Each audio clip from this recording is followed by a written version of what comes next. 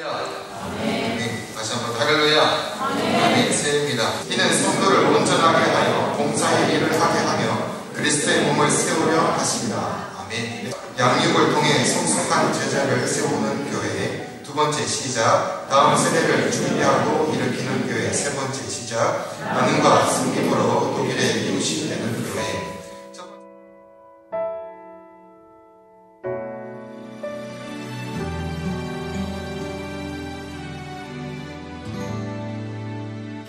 계절은 흐르고 꽃은 피고 저도 시들지 않을 생명이 있네. 신자가 1000명을 넘을 수도 있다면서 우려를 표하고 있습니다. 주일 예배를 인터넷으로만 드리는 교회가 늘고 있고 대형 교회들이 주일 예배를 온라인 예배로 대체하기로 했습니다. 교회 설립 40여 년 만에 처음입니다. 주일 예배까지 바꾼 겁니다. 한국전쟁과 일제의 압박 속에서도 이어져 온 예배와 전통마저 흔들 만큼 코로나19의 공포가 전국을 휘감고 있습니다.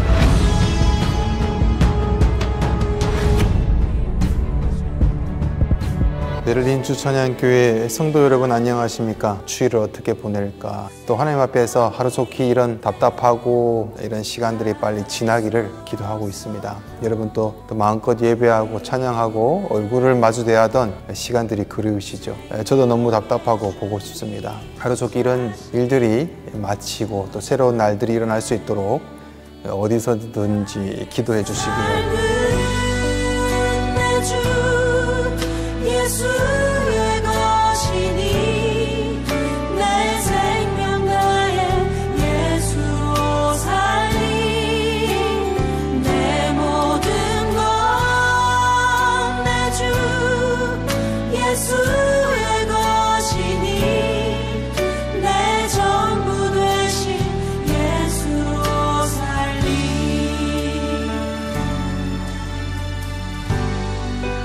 바람이 스치듯 삶은 지나가고 꺼지지 않은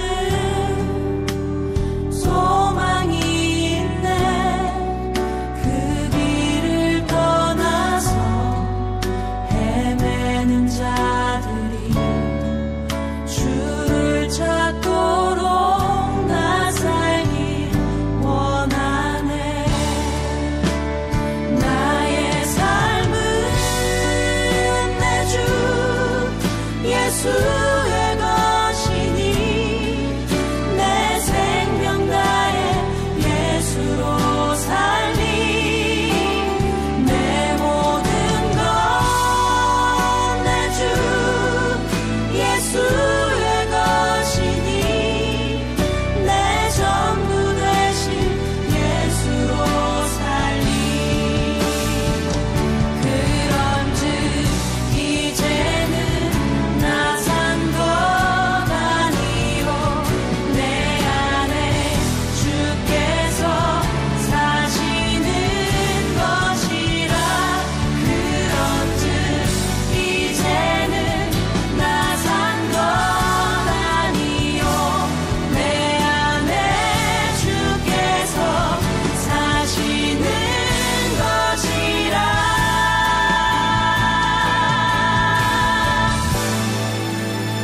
나의 삶은 내 주 예수의 것이니 내 생명 다해 예수로 살리 내 모든 것 내 주 예수의 것이니 내 전부 되신 예수로 살리. 나의 삶은 내 주 예수의 것이니 내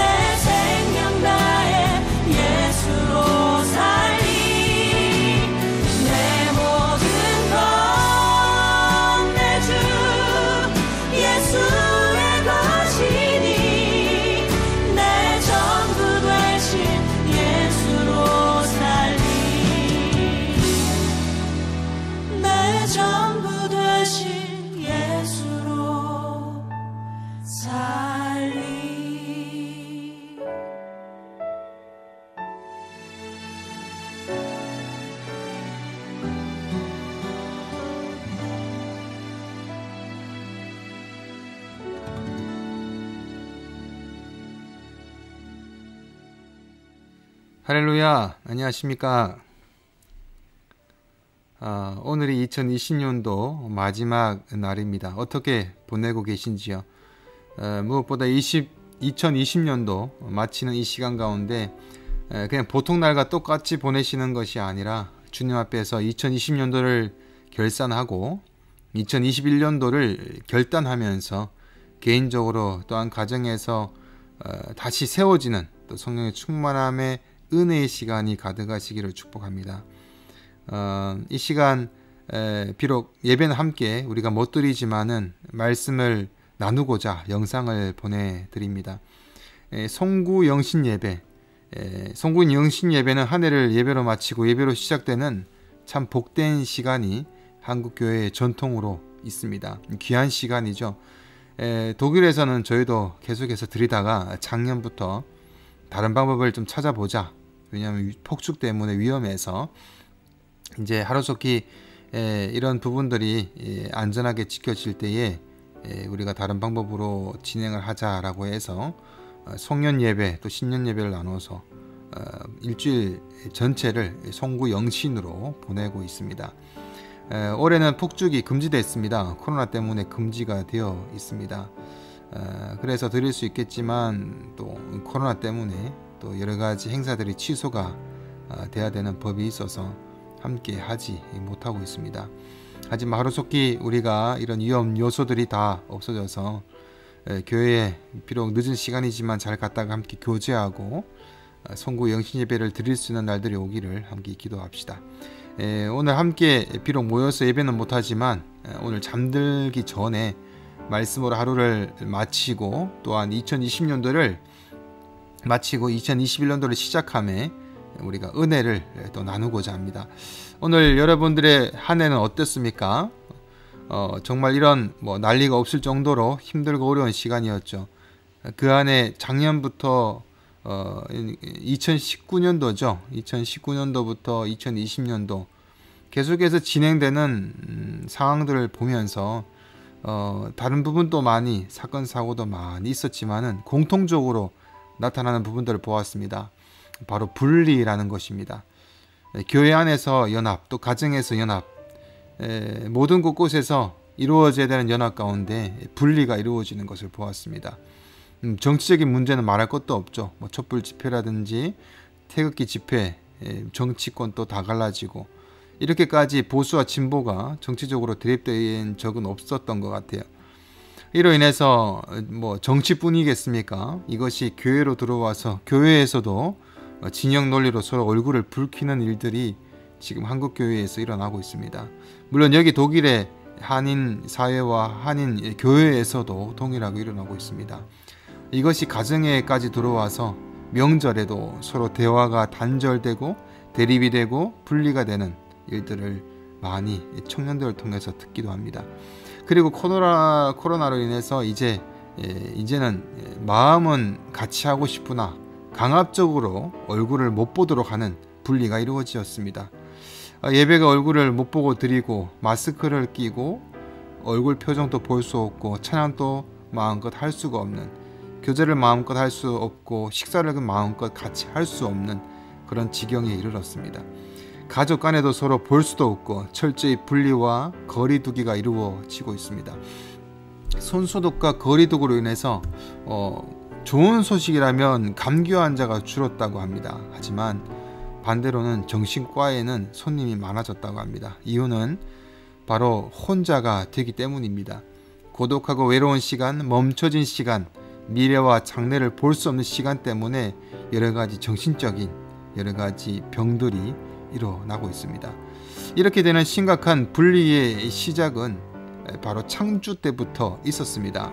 하나님이 에덴 동산에서 사람을 지으시고 아름답고 완벽했던 그 관계와 그 사람에 있어서 서로의 교제가 나눌 수 있도록 하나님의 형상을 따라서 만드셨는데 죄가 들어와서 하나님과 사람은 분리가 됩니다. 그리고 그로 인해서 부부간에 아담과 하와가 분리가 되고 형제간에 분리가 이루어지고 이웃간에 분리가 이루어지는 것을 우리가 지난번 창세기 강해를 통해서 보았습니다.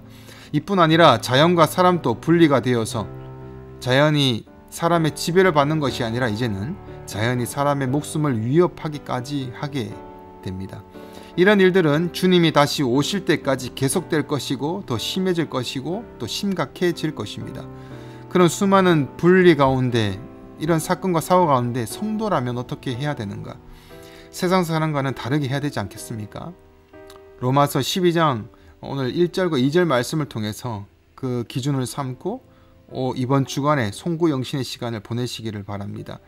2절 말씀에 너희는 이 세대를 본받지 말고 오직 마음을 새롭게 함으로 변화를 받아 하나님의 선하시고 기뻐하시고 온전하신 뜻이 무엇인지 분별하도록 하라. 아멘. 다 아시는 말씀이죠? 다시 한 번 더 우리 봉독해 볼까요? 다 같이 시작. 너희는 이 세대를 본받지 말고 오직 마음을 새롭게 함으로 변화를 받아 하나님의 선하시고 기뻐하시고 온전하신 뜻이 무엇인지 분별하도록 하라. 아멘. 우리가 그럼 이 세대를 본받지 말고 하나님을 본받아야 되겠죠. 중요한 부분이 무엇일까요? 마음의 변화를 받아서 하나님의 선하시고 기뻐하시는 뜻이 무엇인지를 분별해야 됩니다. 그럼 여기서 우리는 세상의 뜻과 이쪽에 하나님의 뜻이 있구나. 그리고 이것에 대해서 분별할 수 있어야 된다라는 것이죠. 2020년도는 여러분이 얼마나 세상의 뜻과 하나님의 뜻 가운데 분별하셨습니까? 우리가 새해 2021년도는 그럼 우리가 하나님의 뜻을 택할 수 있는 분별력을 가져야 된다라는 것이죠. 그런 삶이 축복이 여러분 삶에 가득하기를 축복합니다. 아멘. 우리가 좀 더 깊은 묵상을 위해서 1절과 2절 말씀을 좀 보면 1절 다 같이 봉독해 볼까요? 시작. 그러므로 형제들아 내가 하나님의 모든 자비하심으로 너희를 권하노니 너희 몸을 하나님이 기뻐하시는 거룩한 산 제물로 드리라. 이는 너희가 드릴 영적 예배니라. 아멘. 우리 다시 한 번 더 한 목소리를 봉독합니다. 시작. 그러므로 형제들아 내가 하나님의 모든 자비하심으로 너희를 권하노니 너희 몸을 하나님이 기뻐하시는 거룩한 산 제물로 드리라. 이는 너희가 드릴 영적 예배니라. 아멘. 여기서 형제들아 라고 말씀하시면서 하나님의 모든 자비하심, 하나님의 자비하심이 무엇일까요? 하나님의 자비하심은, 이 자비라는 것은 하나님의 긍휼하고 같은 말입니다. 하나님의 긍휼하심은 어디일까요? 또 하나님의 긍휼하심이 우리에게 어떻게 나타난 바 되었고 우리가 이해를 해야 될까요? 하나님의 긍휼하심, 우리에게 긍휼로 대하신 그 대하심의 최고의 절정으로 우리에게 나타난 바 된 것이 있죠. 바로 그의 사랑, 우리에게 나타난 바 되었던 바로 예수 그리스도의 십자가의 사건입니다. 그래서 하나님의 긍휼의 기초는 바로 우리들을 사랑의 십자가로 하나님께서 우리들에게 나타내 보여주신 것입니다. 그래서 우리에게 하나님의 사랑의 기초는 바로 십자가의 사랑이 되어야 됩니다. 형제들아 모든 자비하심으로 권한다 라고 한다는 것은 그냥 권유 정도가 아니라 유언에 대한 의미를 포함할 정도로 강력한 표현을 하고 있습니다. 너희 몸을 드리라, 그런데 산제물로 드리라 라고 합니다. 몸을 한 것은 여기 있는 몸 덩어리를 얘기하는 것이 아닙니다. 여기는 이런 몸을 얘기하는 것이 아니라 우리의 삶 전체를 얘기하고 있습니다. 이것을 산제물로 드리라 라고 합니다. 과거에는 죽은 제물들을 드리죠. 동물을 잡아서 죽이고 식물의 열매를 따가지고 열매를 드리기도 합니다. 하지만 이제는 살아있는 것을 드리라 라는 것입니다. 이 말의 의미는 너희들의 숨쉬고 있는 모든 것을 이야기합니다. 너희와 너희 사람에 대한 관계, 사회에서 살아가는 것, 교회에서 지내는 것, 가정에서 지내는 것, 모든 작고 큰 모든 부분들을 하나도 빼지 않고 모든 것을 얘기합니다. 이것이 영적이다 라고 합니다. 이는 하나님께 붙들렸다라는 것을 말합니다. 사람의 여러 가지 겉모습은 같을 수가 있어요. 교회 나오는 사람이나 안 나오는 사람이나 똑같은 사람이죠. 하지만 하나님께 붙들렸냐라는 부분이 바로 영적이다라는, 영적인 예배다라는 것과 관계가 있습니다. 바로 하나님께 붙들리게 되면 그것이 거룩하게 되고 그것이 영광이 되기 때문에 바로 이것이 예배라는 것이죠. 그래서 여러분들이 가정에서, 일자리에서 열심을 다해서 살아가는 것도 여러분들이 어떤 기초인가, 어떤 목적과 방향인가에 따라서 그 일이 세상적인 일, 세속적인 일이 될 수가 있고 또 하나님께 영광이 되는 예배가 될 수 있다라는 것이죠. 영적 예배가 따로 있다는 것이 아니라 물론 교회에서 드리는 예배도 물론 가장 기초가 되는 중요한 예배가 되어야 됩니다. 하지만 여러분의 삶의 예배가 동일하게 되어야 된다는 것이죠. 두 가지를 놓고 볼 때 어떤 것이 어렵습니까? 당연히 세상에서 나가서 드리는 영적 예배가 어렵죠. 왜냐하면 교회는 모두가 다 분리가 되어 있고 거룩한 곳에서 하나님께 예배하기 위해서 모인 사람들만 함께하는 시간이고 그런 곳이기 때문에 쉽게 예배를 드릴 수가 있습니다. 집중할 수가 있습니다. 하지만 세상에 나가면 다른 기준에서 살아가지 않습니까? 교회에서 드려지는 예배는 거룩한 예배보다 세상의 가치와 세상의 물질적인 우상 앞에서 살아가는 모든 부분 안에서 하나님의 나라의 백성들로서 하나님의 세상의 가치와 하나님의 백성으로서의 그 기준으로 세워져 살아가기에는 마찰이 일어나기 때문입니다. 그래서 어렵다라는 것입니다. 이는 당연히 예수님께서 이 땅에 오셔서 살아갔던 그 시대나 지금 시대나 동일합니다. 동일하게 어렵다라는 것입니다. 그래서 2절에 너희는 이 세대를 본받지 말고 오직 마음을 새롭게 함으로 변화를 받아 하나님의 선하시고 기뻐하시고 온전하신 뜻이 무엇인지를 분별하도록 하라 라고 말씀하시는 것입니다. 본받지 말라라는 것은 그대로 가던 방향으로 같이 흘러가지 말고 돌이키라 라는 의미를 가지고 있습니다. 우리가 물살이 가는데 물살을 거슬러 올라가기 위해서는 그 물살과 동일한 힘보다 조금 더 큰 힘이 필요하죠. 세상은 그대로 가는 기준으로 흘러가고 있습니다. 세상과 반대로 가기 위해서 그 거슬러 올라가기 위해서는 세상의 힘을 넘어서는 힘과 의지가 필요합니다. 여러분에겐 그것이 있습니까? 우리들에겐 그런 것이 없습니다. 우리의 힘과 의지로서는 이길 수 있는 것이 전혀 없습니다. 우리는 이 해가 바뀌면서 아이고 내가 또 실패했구나, 나의 의지로 안 되는구나 라는 것을 또 절실히 느꼈지 않습니까? 실패하고 넘어지고 계속 그 안에서 허덕이는 삶을 살았다면 철저하게 우리를 되돌아볼 수 있는 시간의 은혜입니다. 아, 인간은 안 되는구나, 죄 가운데서는 되는 게 없구나, 내가 의로운 일을 행할 수 있는 것이 전혀 없구나, 그래서 메시아 그리스도가 필요한 거구나 라는 것입니다. 그래서 우리가 예수 그리스도를 우리가 구원자로 맞이하고 예수님께로 인도하시는 바로 성령님의 그 은혜로, 그 능력과 그 힘으로, 날마다 주시는 힘과 능력으로 우리가 그것을 이겨나갈 수 있다는 것입니다. 내가요? 아니요. 바로 하나님께서 주시는 힘과 능력으로입니다. 나는 선한 것, 내 결심과 내 결단은 하나님을 향해서 한 걸음도 나갈 수 없지만 성령의 능력은 하나님께로 날마다 인도하시고 선한 길로 인도하시고 이끌어 당긴다라는 것입니다. 그 하나님의 마음으로, 십자가의 사랑으로, 성령의 강력한 은혜와 능력으로 인도하신다라는 것입니다. 그래서 우리가 보고 있는 것이 무엇입니까? 날마다 성경 말씀에 기록된 하나님의 마음을 보고 십자가의 사랑을 보고 성령님의 강력한 능력과 은혜를 말씀을 통해서 하나하나 볼 수 있지 않습니까? 그리고 인도해 주심을 우리가 성령님의 깨달음을 통해서 알 수가 있다는 것입니다. 그런데 문제가 무엇입니까? 우리가 말씀을 통해서 보기를 원해야 되는데 성경의 말씀보다는 우리가 세상의 것에 더 많이 노출되어 있다는 것입니다. 여러분들은 아침에 일어나서 제일 먼저 하는 것이 무엇입니까? 제가 오래 지나면서 계속해서 되돌아보았습니다. 물론 새벽 기도를 하면서 아침 일찍 일어나서는 아니지만 새벽 기도를 안 가는 날에는 아침에 일어나서 행하는 것은 핸드폰을 켜더라고요. 화장실에 갈 때는 핸드폰을 꼭 가지고 갑니다. 잠자리에 들어가도 핸드폰을 꼭 가지고 가더라고요. 제 핸드폰에서 하루에 썼던 그 양을 밤에 정해진 시간에 알려주는 알람이 있어요. 제가 평균적으로 하루에 핸드폰 하는 시간을 봤더니 4시간 이상이더라고요. 깜짝 놀랐습니다. 여러분들은 어떠합니까? 어디에 눈이 가고 귀가 가고 마음이 가고 있습니까? 그 귀가 가고 눈이 가고 마음이 가는 것에 따라서 여러분 기준이 세워지지 않겠습니까? 가치관이 세워지지 않겠습니까? 세상은 계속해서 요동하고 또 거짓에 휩싸이고 우리의 흥미와 재미로 쌓여져 가는, 그것으로 향해서 가는 큰 기준과 그 틀 안에서 우리는 노출되어서 그것이 진리인가 진리가 아닌가에는 관심이 없이, 분별에는 별로 관심이 없이 그냥 내가 원하는 기분과 나라는 곳에 내 자신이 기준 삼겨져서 그냥 그 중심에 내가 서서 삶을 만들어져 가고 있는가라는 것입니다. 그래서 오히려 하나님의 뜻을 분별해야 되는데도 불구하고 하나님 말씀에는 관심이 없고 매번 하나님의 뜻, 하나님의 마음을 달라고만 얘기하면서 내 마음과 내 기분과 내 감정에만 집중하고 있는 것이 아닌가라는 것입니다. 한 해 동안 여러분 얼마나 하나님 말씀에 집중을 하셨습니까? 흔들리지 않는 절대 진리 가운데 있는 이 말씀에 얼마나 눈을 뜨셨습니까? 교회에서, 삶에서 얼마나 성경 말씀에 대해서 상고하고 묵상하며 실천하셨는지요. 우리가 여기에만 열심을 다해서 우리의 인생에 다 한다 해도 짧을 것입니다. 그런데 그 하루에 24시간, 1년에 365일 동안 내가 주일날 교회에 오는 것, 짧은 시간에 30분의 말씀을 듣는 것, 또 새벽 예배에 와서 아침에 한 10분 정도의 말씀을 듣는 것으로 과연 우리가 하나님의 뜻대로 살아가기에 충분한가라는 것입니다.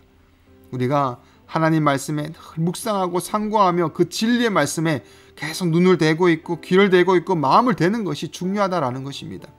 여기에만 우리가 열심을 다해서 살아도 우리의 인생이 짧을 것입니다. 내 눈과 내 귀와 내 감각들, 내 주위의 분위기들, 내 느낌을 믿지 말고 내 기분대로가 아니라 진리, 절대적인 그 진리 가운데 그것을 따라가야 되지 않을까라는 것입니다.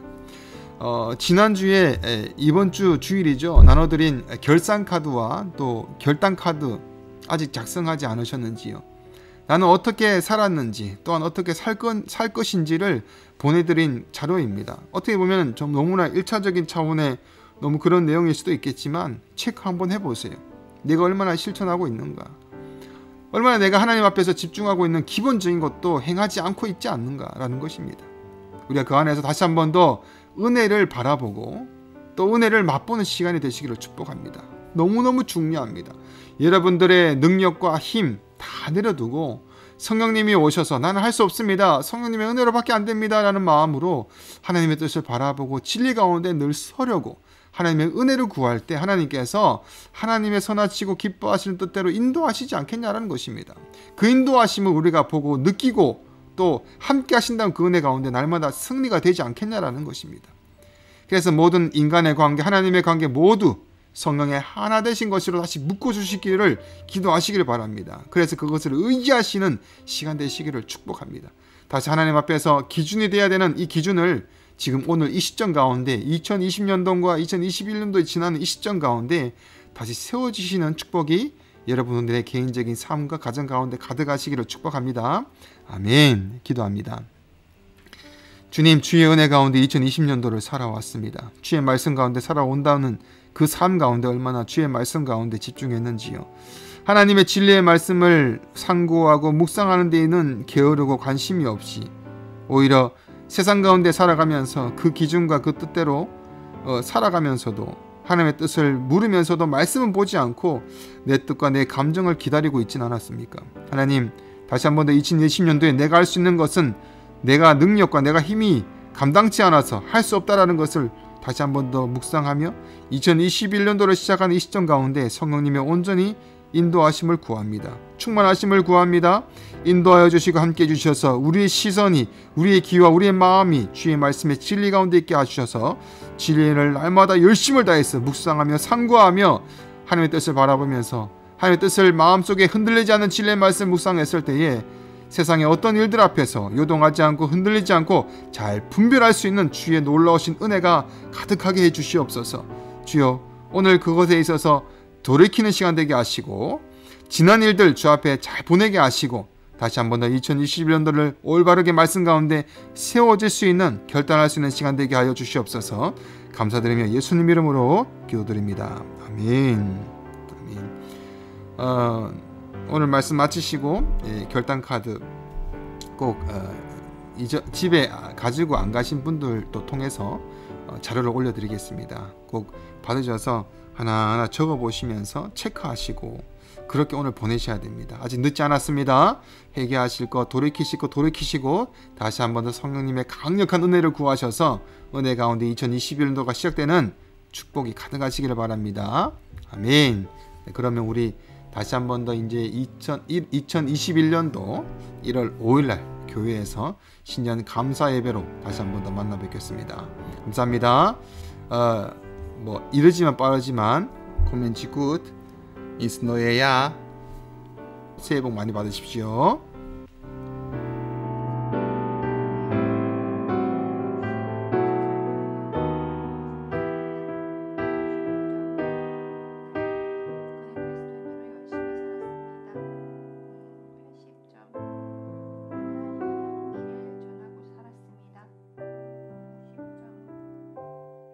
열심히 참았습니다.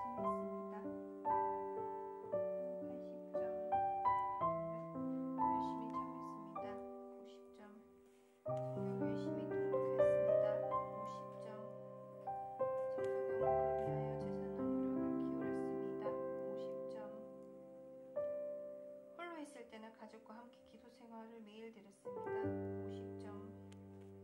식사 시에 늘 감사 기도했습니다.